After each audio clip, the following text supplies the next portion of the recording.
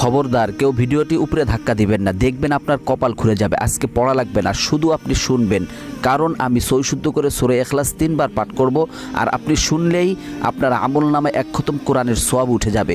তো চলুন শুরু করা যাক। তো শুরু করার আগে যদি ভিডিওটি ভালো লাগে অবশ্যই চ্যানেলটি সাবস্ক্রাইব, ভিডিওটি লাইক এবং ভিডিওটি শেয়ার করার অনুরোধ করছি।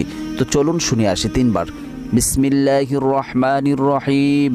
قل هو الله أحد الله الصمد لم يلد ولم يولد ولم يكن له كفوا أحد بسم الله الرحمن الرحيم قل هو الله أحد الله الصمد لم يلد ولم يولد ولم يكن له كفوا أحد بسم الله الرحمن الرحيم قل هو الله أحد الله الصمد لم يلد ولم يولد ولم يكن له كفوا أحد।